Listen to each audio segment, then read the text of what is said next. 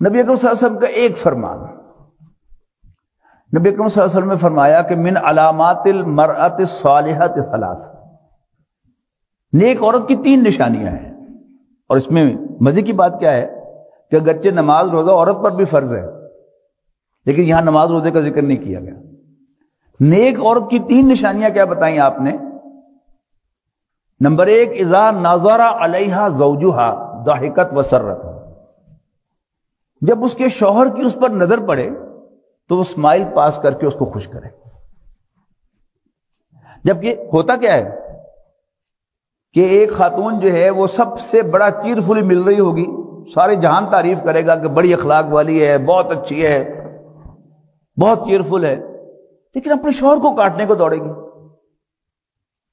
یعنی یہ بھی کیا ہے، اس کا وہ جذباتی پن ہے، بچوں جیسی حرکت ہے کہ اس کو یہ پتا نہیں کہ اس نے اسمائل کس کو کرنا ہے اور اس نے گھورنا کس کو ہے. وہ اپنے شوہر کو گھورتی ہے، کاٹنے کو دوڑتی ہے، ایسے بلاتی ہے جیسے کسی نوکر کو بلاتے ہیں، باقی سب لوگوں کے ساتھ جو ہے بڑا چیئرفل مل رہی ہوتی ہے.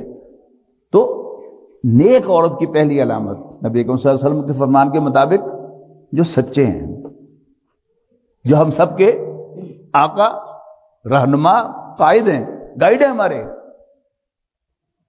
کہ نیک عورت کی پہلی نشانی جب اس کے شوہر کی اس پر نظر پڑے تو وہ اسمائل پاس کر کے اس کو خوش کرے. وَإِذَا أَمَرُوهَا أَطَاعَتْهُ، جب وہ اس کو کوئی حکم دے تو وہ اس کا کہنا مانے.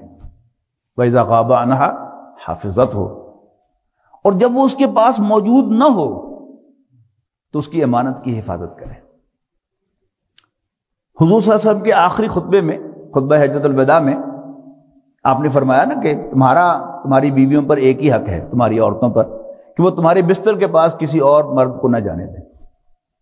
بڑا خوبصورت انداز ہے عفت و پاک بازی کی طرف متوجہ کرنے کا. لیکن امانت ہر قسم کی، یہاں تک کہ راز کی حفاظت،